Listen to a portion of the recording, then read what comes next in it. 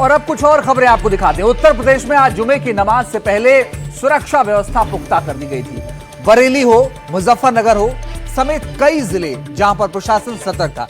किसी भी तरह की अनहोनी से बचने के लिए पूरी तरह प्रशासन तैयार था। और अच्छी और राहत की बात यह रही कि सब कुछ शांतिपूर्ण तरीके से हुआ। आइए एक रिपोर्ट के जरिए आपको भी दिखाते हैं। उत्तर प्रदेश में आज जुमे की नमाज को लेकर जगह जगह फिर अलर्ट जारी किया गया था। यूपी के अलग अलग शहरों में पुलिस का कड़ा पहरा था। मस्जिदों के बाहर सुबह से ही पुलिस तैनात थी और आई लव मोहम्मद पर खास निगरानी रखी गई थी। आई लव मोहम्मद के पोस्टर और होर्डिंग को लेकर बरेली में 26 सितंबर को हुए बवाल के बाद प्रदेश सरकार काफी सतर्क हो गई है। मुख्यमंत्री योगी आदित्यनाथ ने भी पिछले शुक्रवार को जुमे की नमाज के दौरान और बाद में भी सभी संवेदनशील जिलों में पुलिस को हाई अलर्ट पर रहने का निर्देश दिया था। इसके बाद से इन जिलों में सुरक्षा चाक चौबंद थी और जुमे की नमाज सकुशल संपन्न हो गई थी। आज भी उसी निर्देश का पालन करते हुए पुलिस प्रशासन सतर्क था और बिना किसी दिक्कत के जुमे की नमाज शांति से पढ़ी गई।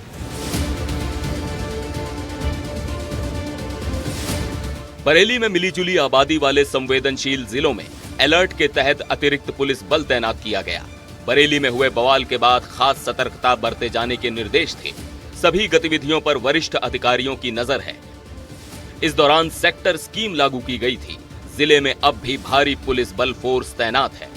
धर्मस्थलों के पास सुरक्षा भी बढ़ाई गई थी। पुलिस टीमों को सख्त निर्देश था कि वो लोग सक्रियता से ड्यूटी करें। कंट्रोल रूम से पूरी निगरानी की जाएगी। अधिकारी भी इलाके में गश्त करेंगे। जिले में दूसरे जिलों के 4 एएसपी, 4 सीओ, 40 इंस्पेक्टर और 700 पुलिसकर्मी मौजूद हैं। 26 सितंबर को हुई हिंसा के बाद 15 दिन बीत चुके हैं और 15 दिन बीतने के बाद जहां आज फिर जुमे का दिन है और हम मौजूद हैं चौकी चौराहे पे। यहाँ पे ये मस्जिद है और मस्जिद में शांतिपूर्ण तरीके से नमाज पढ़ी गई। उसके अलावा सभी जगह यहाँ पुलिस मौजूद रही है। चप्पे चप्पे पे पुलिस रही। 5200 पुलिसकर्मी यहाँ मौजूद थे। उसके अलावा 7 पीएसी की कंपनियां और एक आरआरएफ की कंपनी भी यहाँ मौजूद रही और बाजार भी खुले हैं। सब कुछ सुचारू रूप से चल रहा है। मुख्यमंत्री योगी आदित्यनाथ ने आज कहा कि बरेली में हिंसा करने वालों पर सख्ती जरूरी थी। हिंसक तत्वों पर कार्रवाई की गई। कानपुर में भी अफवाहों पर रोक लगाई गई।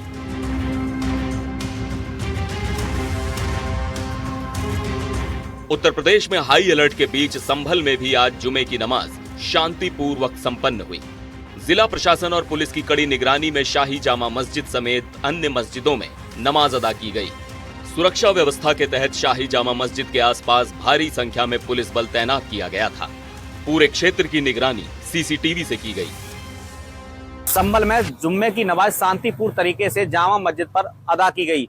सुरक्षा व्यवस्था की बात की जाए तो संभल प्रशासन की तरफ से कड़े इंतजाम किए गए थे और इन तमाम जो सीसीटीवी कैमरे हैं और ड्रोन कैमरे से प्रशासन ने कड़ी निगरानी रखी थी।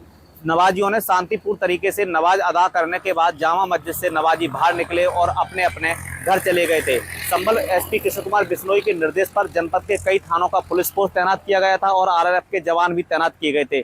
संवेदनशील इलाकों में सीसीटीवी कैमरे से कड़ी निगरानी की जा रही थी और जो संभल के पुलिस फोर्स है, संभल के जो सीओ है, उनके द्वारा कस्बे में फ्लैग मार्च किया गया था। लोगों को जानकारी दी गई कि शांतिपूर्ण तरीके से नमाज अदा करें। देश भर में आई लव मोहम्मद पोस्ट से जुड़े विवाद के मद्देनजर पश्चिमी उत्तर प्रदेश का संवेदनशील जिला मुजफ्फरनगर भी जुमे की नमाज को लेकर पूरी तरह सतर्कता पर था। जिला प्रशासन और पुलिस ने किसी भी अप्रिय घटना को रोकने के लिए व्यापक सुरक्षा व्यवस्था की हुई थी। शहर से लेकर ग्रामीण इलाकों तक चप्पे चप्पे पर पुलिस बल तैनात किया गया था। इसके साथ ही ड्रोन कैमरों से हवाई निगरानी की जा रही थी और सोशल मीडिया पर भी कड़ी नजर रखी गई। पहले भी सिविल लाइंस, खालापार, नई मंडी और मिश्रित आबादी वाले संवेदनशील क्षेत्रों में पुलिस ने पैदल मार्च और फ्लैग मार्च निकाला था और आज भी पुलिस बल पूरी तरह सतर्क था। मुजफ्फरनगर में जुमे की नमाज शांतिपूर्ण सकुशल संपन्न कराई जा चुकी है। बरेली में हुई हिंसा को लेकर आज भी पूरे प्रदेश में अलर्ट था। वहीं मुजफ्फरनगर पुलिस प्रशासनिक के अधिकारी लगातार सड़कों पर उतरकर फ्लैग मार्च कर रहे थे। वहीं जो धर्मगुरु है उनसे भी पुलिस के द्वारा संवाद किया जा रहा था। जुमे की नमाज को लेकर कोई भी किसी तरह का विरोध प्रदर्शन ना कर सके, इसको लेकर मुजफ्फरनगर पुलिस लगातार सड़कों पर थी। अब मुजफ्फरनगर में जो जुमे की नमाज है शांतिपूर्ण संपन्न हो चुकी है। यूपी के कई शहरों में जुमे की नमाज से पहले अलर्ट जारी किया था। पुलिस और प्रशासन की सख्ती के चलते किसी भी तरह की हिंसा नहीं हुई और इस शुक्रवार को भी जुमे की नमाज शांतिपूर्ण तरीके से अदा की गई। उम्मीद है माहौल जल्द से जल्द सामान्य हो जाएंगे। Bureau report, NDTV India.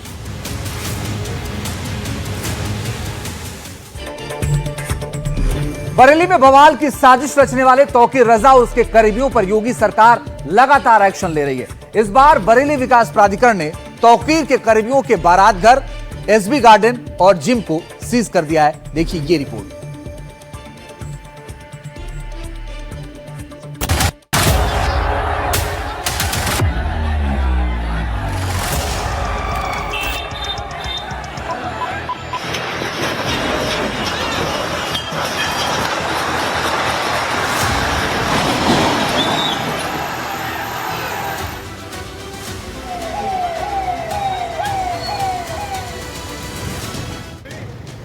Bareilly में बवाल की साजिश रचने वालों पर योगी सरकार का लगातार बुलडोजर एक्शन चल रहा है। 26 सितंबर को मौलाना तौकीर रजा के आह्वान पर जुमे की नमाज के बाद बवाल के आरोपियों पर जिला प्रशासन लगातार कार्रवाई कर रहा है। गुरुवार को बरेली विकास प्राधिकरण ने बवाल के आरोपी और मौलाना तौकीर रजा के 2 करीबियों के ठिकानों को सील कर दिया। बरेली विकास प्राधिकरण ने मौलाना तौकीर रजा के करीबी और बवाल के आरोपी मुमताज अली का बारात घर, एसीबी गार्डन सील कर दिया। वहीं तस्लीम का आर्मफिट जिम और 2 दुकानों को भी सील कर दिया गया। बरेली में बवाल के बाद अब प्रशासन लगातार कार्रवाई में जुटा है। पुलिस प्रशासन आरोपियों पर एक्शन लेने में लगा है। जहां पुलिस गिरफ्तारी और अन्य कार्रवाई में जुटी हुई है, तो वहीं जिला प्रशासन और बरेली विकास प्राधिकरण आरोपियों की अवैध संपत्तियों पर बुलडोजर चलाने या उन्हें सीज करने में लगा हुआ है। किस प्रकार की कार्रवाई की गई और किसकी संस्था ने जिन पर ये कार्रवाई की गई? एसबी गार्डन मुमताज अहमद का है, उसमें सीलिंग की कार्रवाई की गई है और एक जिम था मुस्तकीम का, उस पर भी मतलब सीलिंग की कार्रवाई की गई है। कितनी भूमि है और किस प्रकार इन्होंने अवैध? लगभग 1000 वर्ग मीटर जमीन है और ये इन्होंने मतलब अवैध तरीके से बनाया हुआ इसको, इन्होंने नक्शा पास कराया हुआ, तो उसके खिलाफ कार्रवाई की गई है। अभी और क्या कार्रवाई हो रही है? ये हमारी नियमित कार्रवाई है। ये मतलब जहाँ पर इनको इस तरह के अवैध कब्जे मिले उसके खिलाफ कार्रवाई हमारी जारी रहेगी। बरेली विकास प्राधिकरण ने आज नगरिया, परीक्षित और शांति नगर, इज्जत नगर में मुमताज अली के लगभग 3000 वर्ग में बने बारात घर, एसीबी गार्डन को सीज कर दिया। मुमताज अली 26 तारीख को हुए बवाल में आरोपी है, तो इसी के साथ बरेली विकास प्राधिकरण ने इज्जत नगर क्षेत्र में 2000 स्क्वायर फीट में बने एक जिम और 2 दुकानों के साथ लिंटर का सामान और खाली पड़ी जगह को सील कर दिया। जिम दूसरे आरोपी तस्लीम का है और उस पर भी दंगे के आरोप है। बरेली विकास प्राधिकरण के ओएसडी ने बताया कि एएसबी गार्डन और जिम को सील कर दिया गया है। बरेली हिंसा को लेकर बरेली जिला प्रशासन लगातार कार्रवाई कर रहा है। ताजा कार्रवाई तौकीर रजा के करीबी मुमताज अली के मैरिज लॉन को सीज करना है। एसबी गार्डन नाम का मैरिज लॉन सीज किया गया। इसके अलावा तौकीर का ही करीबी तस्लीम, जो इस मामले में आरोपी है, उसके आर्मफिट नाम के एक जिम को भी सीज कर दिया गया। इसके अलावा 2 दुकानें भी बरेली जिला प्रशासन ने सील की हैं। अब अगर गिरफ्तारियों की बात करें तो अब तक इस मामले में 88 लोगों को गिरफ्तार किया जा सका है और लगातार वीडियो फुटेजेस और एविडेंसेस के आधार पर आरोपियों की शिनाख्त कर उनके खिलाफ भी बरेली पुलिस कार्रवाई कर रही है। 26 सितंबर को हिंसा के बाद से तौकीर रजा और उसके करीबियों पर लगातार प्रशासन का एक्शन जारी है। ऐसे में लग रहा है कि तौकीर की मुश्किलें फिलहाल कम होने वाली नहीं हैं। Bureau report, NDTV India. और दिवाली से पहले सुरक्षा एजेंसियों के सूत्रों के हवाले से बहुत बड़ी खबर आ रही है।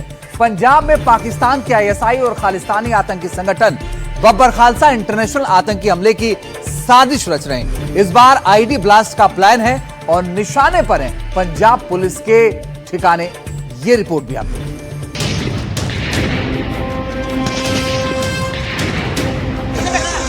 दिवाली आने वाली है, और त्योहार से पहले पंजाब में आतंकी हमले का हाई अलर्ट जारी कर दिया गया है। सुरक्षा एजेंसियों के सूत्रों से जानकारी मिली है कि खालिस्तान आतंकी संगठन और पाकिस्तान के ISI मिलकर हमले की साजिश रच रहे हैं। ऑपरेशन सिंदूर के बाद से पाकिस्तान बौखलाया हुआ, उसे समझ नहीं आ रहा कि भारत से बदला कैसे लिया जाए। उसकी हर साजिश को भारतीय एजेंसियां नाकाम कर रही हैं। ऐसे में अब ISI ने खालिस्तानी आतंकी संगठनों से हाथ मिला लिया और उसका टारगेट है पंजाब।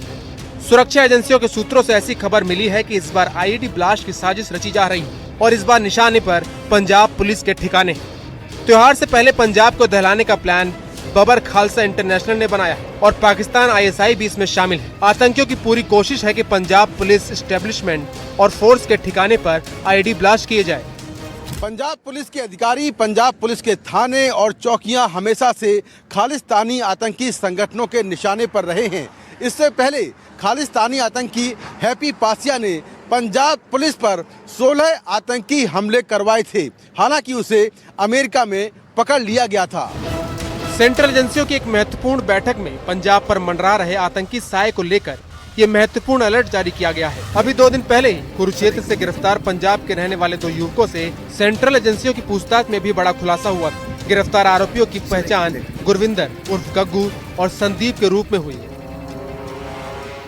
सेंट्रल एजेंसियों के सूत्रों के मुताबिक दोनों आरोपियों को विदेश में बैठे हैंडलर्स ने पंजाब के अलावा कुरुक्षेत्र जिले में किसी पुलिस थाना या चौकी पर हैंड ग्रेनेड से धमाका करने का टारगेट दिया था। दोनों के कब्जे से हरियाणा पुलिस ने 2 हैंड ग्रेनेड भी बरामद किए। पंजाब में हैंड ग्रेनेड दोनों गिरफ्तार युवकों को सीमा पार से मिले थे। सेंट्रल एजेंसियां फिलहाल दोनों गिरफ्तार युवकों से पूछताछ कर रही हैं। अब इस नए अलर्ट के बाद पंजाब पुलिस के साथ साथ केंद्रीय एजेंसियां अलर्ट मोड पर हैं और खालिस्तानी आतंकी संगठनों के अलावा पाकिस्तानी खुफिया एजेंसी ISI की हर एक गतिविधि पर पैनी नजर है। पंजाब से कैमरा पर्सन प्रेम सिंह के साथ मैं मुकेश सिंह सेंगर, NDTV इंडिया।